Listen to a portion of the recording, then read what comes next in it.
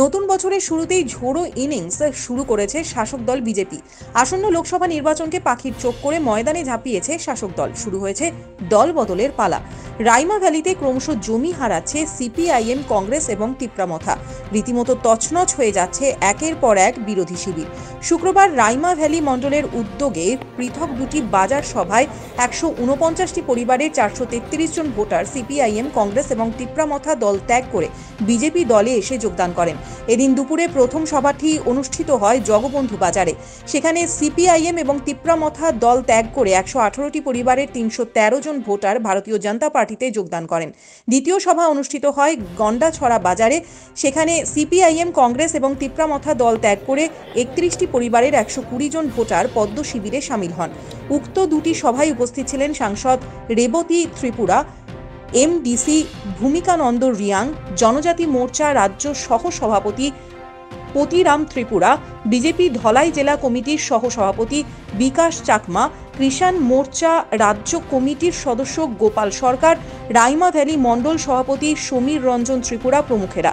সেখানে সাংসদ রেবতী ত্রিপুরা তার ভাষণে বলেন, সিপিআইএম এবং কংগ্রেস দেউলিয়া হয়ে গিয়েছে, তাই একে অপরের হাত ধরে কত নির্বাচনে এদের ভরাডুবি হয়েছে। আগামী লোকসভা নির্বাচনে এদের জামানত জব্দ করতে হবে।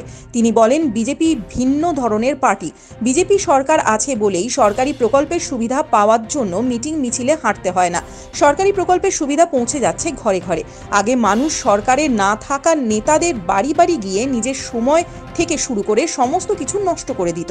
এখন মানুষের কাছে সরকারের জনপ্রতিনিধিরা সোজা চলে যায় মানুষের কাছে। এটাই মোদী সরকারের পার্থক্য। আপনারা শুনেছেন একটু আগে আমরা জগবন্ধু পাড়ায় 318 ভোটার আমরা যোগদান করিয়েছি।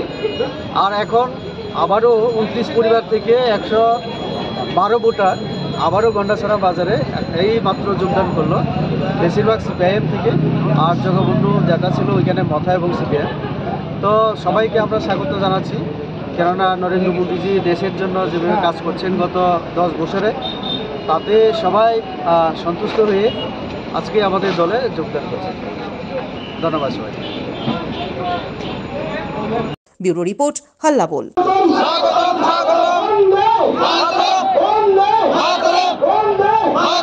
भारत